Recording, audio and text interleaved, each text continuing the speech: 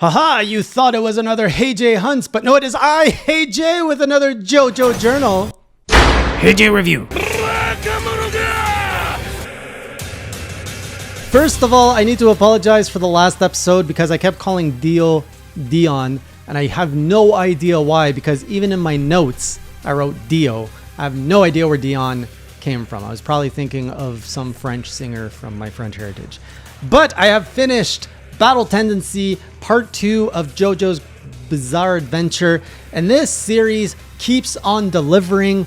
I am fresh off finishing. I literally finished it like an hour ago. Just took my notes, remembering all the names of everyone.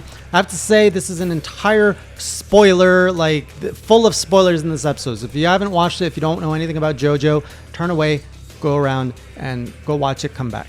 So, the first part I loved. And I was like, oh my God, it's so fast. What just happened? And this second chapter addressed pretty much everything I had like a few gripes about with the last one.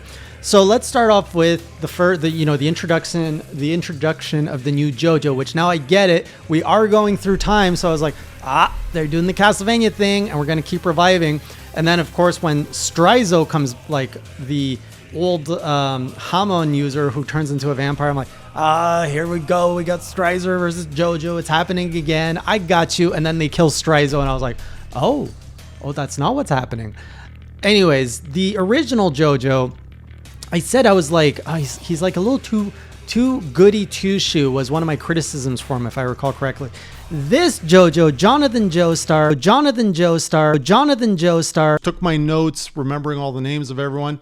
Everything I love about it, like he's cocky, he's sure of himself, and like even when he's getting the shit kicked out of him, he still like is not showing that to his opponents. And he's smart and clever and like always thinking ahead of his opponents. He's everything I wanted the original JoJo to be. He's also a little bit leaner, so he's not like overly buff and bulky. And I'm just like, all right, I can get behind this JoJo. I love this JoJo. We're in the 30s now, which is a really cool time period. You know, we got Indiana Jones in this time period, and we've got, what else we got?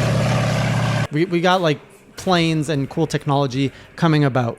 So JoJo's still around, but I'm like, I kind of miss my... And then they're like, Speedwagon's still here. I was like, yes, old Speedwagon man is still here. I love this guy. And then they kill him. I was like, oh no, this show is so cruel. Because the first part has taught me that no one is immune to death in this show. There is no plot shields. Everyone can die. So I'm like, they killed Speedwagon. I'm like, it makes sense because he's old, but like, I love them. And then they're like, we're just kidding. He's not dead. I was like, oh my God, this show, it keeps reverting my expectations. And then Strizo died, and I was like, well, I didn't even really remember who Strizo really was. I was like, wait, who's this guy? Oh, he's a vampire. Oh, he's dead. Okay, I forget about him. But I love that it set the bar for like, oh, how does this JoJo compare to the last JoJo? And they're like, well, here's a vampire that knows how to kill the old JoJo, and he's like, boom, didn't work on killing new JoJo. So you're like, okay, I know where the power levels are. It was like kind of a power check. It was great. So then we find out Speedwagon is alive. And by the way, I totally did not realize until one of you commented the fact that all the characters are based around like 80s and 90s bands. I'll get into it later, but we got AC/DC. When I was reading it, I was like, wait a minute, that sounds like AC. And then we got Speedwagon. There's a lot more. I'm not too well familiar in my old rock bands, but still cool that they use rock bands to name their characters. So we go into Mexico, where we learn kind of the source of the masks, and we got this world building, which is what I'm all about. So we got a better JoJo, and now it's not just kind of like the viewer catching up of like, oh, we have a mask and we have like a vampire versus a human, the Hamon. It's like, oh no, we got this whole legacy, we got masks, and now we got like this godlike thing. What's his name? Santana, which is another composer, of course. And I was like, I don't like this guy. He's like weird. He bends weird. He's like really naked and bulky, which I think is a staple of the series. Like even later when they introduced Wamu, AC/DC, and Cars, I was like, the artist seems to really like men with muscles and little clothing, and there's a lot of like man in this show, a lot of like posing and just naked man. So where was I? Santana. Yeah, so we get introduced to Santana, we get introduced to Stroheim, which, man, Stroheim's like a real jerk. I did not like Stroheim, and he should have honestly stayed dead. I am surprised this is a character that they even bothered to bring back. But of course, in true Jojo fashion, you think something's happening. It's like, oh no, it's like this guy blew up in a well.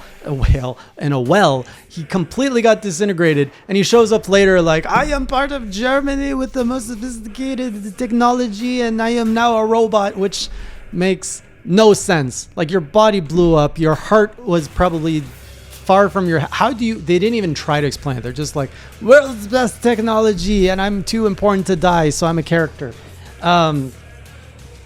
Just so weird that Stroheim would be a character that they kept like in this chapter, which, I mean, it's kind of cool that they have a robot character, but it's, I don't know. It's not about believing anyways.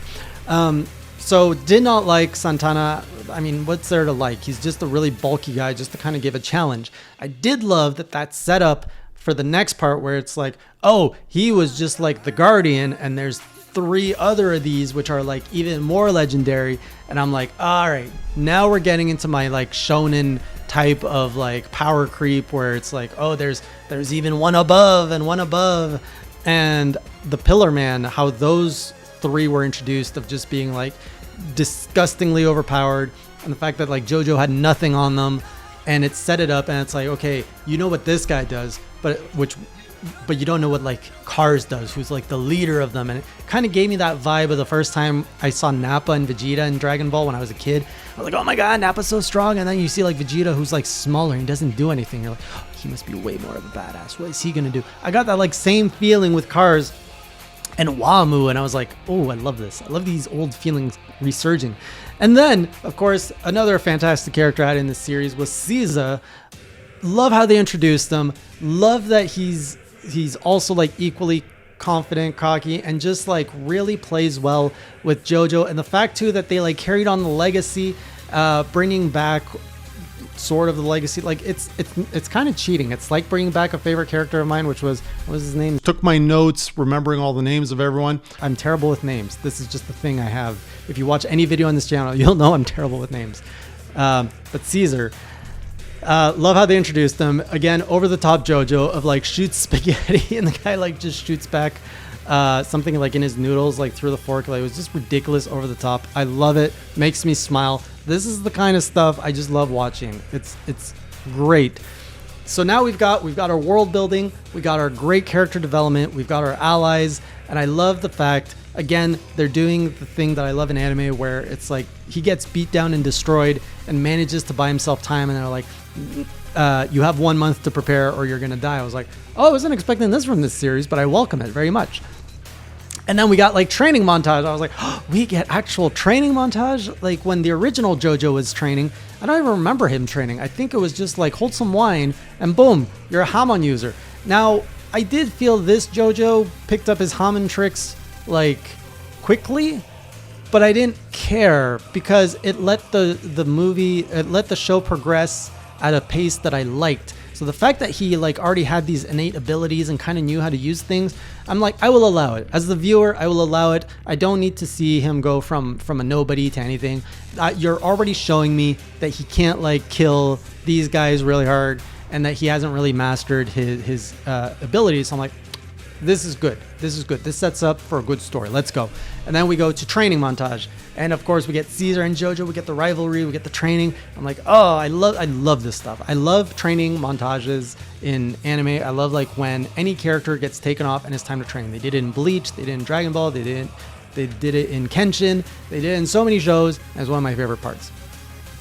So then fast forward a month and we now have the first showdown with AC/DC, which was a fantastic fight. I'm not really going to break down the fight. It was just, everything was cool. Like, I really loved how it's kind of like an outwitting, even though it is so over the top of like, oh, you thought you were going to tie everything here, but no, I tied my thing around your thing and therefore I reversed it. Oh, you thought I died. I've latched my brain to your back, and I've like, it's just crazy. Love I think the thing that stood out so much is just the characters. Every character they introduced is just great. A villain is great. An ally is great. The next one, Lisa. Again, such an awesome like master figure where just very, is it stoic, the word that I want to use? Where she just doesn't talk much. You know, she's a badass. And she just puts her like students in place and then serves that master role like perfectly, where it's just like kind of this aura of power that doesn't need to be explained. And then it gets kind of weird later in like the Skywalker way, because Jojo was gawking her, but then you realize that's her mama, that's his mama. And does he ever find out? Yes. I don't know if they actually ever show it in the show that he finds out. Yes. I'm sure he finds out eventually. I'm just not remembering. They probably told him like after the funeral or something. But anyways, yeah, creepy. I'm surprised they didn't go hard on the fan service. I'm like, okay, Jojo, this is your moment. Let's see what kind of anime you are. How much fan service are you gonna go? One bathtub scene does not a fan service make this anime. Like, it's fan service-y a bit, but they could have went a lot harder into it. I was like, all right, you're gonna kind of respect your female characters. Well, I shouldn't even say that, because it's pretty fan servicey with the males. Like, it's always nude males and nude, so they're pretty even on both sides. I can't knock the show for that. Okay, so we've got the stage set, we've got our history, we've got our characters. All the love we built in that first series has been like transferred fully over. You know, they kept us good with Speedwagon. We're all good, and now we're going to the final fight. And it's just set up so good, you know. They built that tension with Jojo and Caesar. Caesar goes in, and he's about to win, and then he loses, and you're just like, no, the sacrificial friend, and it was so sad. But then, like, all this hate you have for Wamu, it's like, oh, he's an honorable warrior. He's gonna give him the ring, and then Jojo's gonna be honorable, and then they're gonna set up for like this amazing duel with the chariot. And I was like, this show just keeps knowing where to go. I'm like, that's so cool. Where are they gonna go next? And they keep topping it. So this whole time with Wamu, I was like, okay, they're going to do something cooler with cars, but what can they do that is better with cars than Wamu? I mean, the Wamu fight was really, really cool and all. And then, of course, Cars is all like, and it's against the Master. So I'm like, are they really going to end the show with the Master going up against Cars and the Master winning? Like, that seems so anticlimactic. And then, of course, the Master got screwed over by... I don't even know. This is where I lost a bit of respect for that character. The badass Master did not see Cars being someone who would like be a douchebag like that. It's just so he betrays her. Well, he doesn't really betray her. He screws her over in a dishonorable fight and almost kills her. And it's like, oh, like why you got to do that to this character? Like, I love this character, and you did her dirty, so dirty.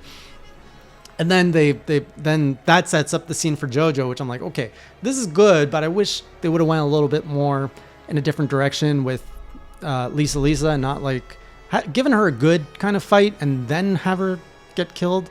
I think could have been not killed, but like damaged would have been better. So anyway, fight with Jojo and Cars was cool. And again, I was like, oh, this is so anticlimactic. Like when he falls in the pit, I'm like, is that really how it's going to end? And then the best scene of like the German soldiers coming with the lights, and it's like, oh, we are here with lights. And I'm like, this is so ridiculous, but I love it. I think like every other episode, I'm just grinning going, this is so ridiculous, but I love it. And then we've got like supercars. I was like, oh shit, how the, this is JRPG boss level, where like the boss keeps just like going. I'm like, what's gonna happen? There's no way he can beat this. And it just like I can never see where the show's gonna go. Like the fact that he just runs away, I'm like, is he a coward? That like fits his character. But then he fights him anyways. I'm like, well, that fits his character too. Like he's always tiptoeing the line of like, is he a dropout like fake Jojo, or is he like an honorable man? You just never know with this guy, and I love that. And then finishing it off with a volcano was a nice touch. The fact that Stroheim was there in the plane, like everything about the show, every time, just like, of course Stroheim is in the plane waiting to blast his hand to keep him on the plane. And then of course the lava doesn't help or anything. And then of course he has a stone. Like it's these like little like one-ups that you're kind of going like this, like, but at the same time your brain's like, it makes sense. Like this works, and you're just like, I know it works, but it shouldn't work. And then the finale was just good. Like they tied it up. I honestly thought I was gonna have to say goodbye to another JoJo, and I was like, no, I love this JoJo so much. Please don't take this JoJo away from me. And they brought him back, and just the finale was so well handled. Like, he's still in character. They kind of gave us the nice send off of the old characters of Speedwagon. You know, we know how he passes away. We know how the original JoJo's wife passes away.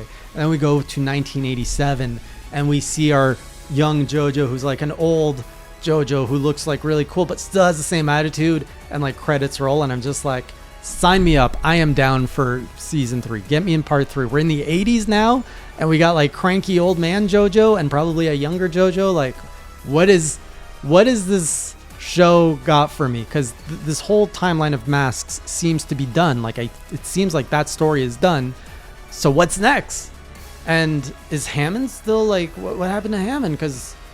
Or Hammond, like that was only good against vampires, but it seems like that entire like evilness is gone now. So what's gonna happen next? I love this series. All I have to say is I love this. This is just me nerding out with all of you. So the next series I saw is like 48 episodes, which is way meatier. It's like twice as long as part 1 and 2 combined. So I'm not sure how quick I can get through this, but I want to get through it quick because it's one of those shows I just can't stop watching. You're just like, one more. And if it just keeps getting better, like some of you have said, oh man, it's again, how can you beat this? And then they find a way. So fantastic show. Love it. This is going to be one of my new favorite animes I recommend to people. So join me for the next JoJo's Bizarre Adventure in part 3, which will probably come out after I watch 48 episodes. And until next time, keep it classy.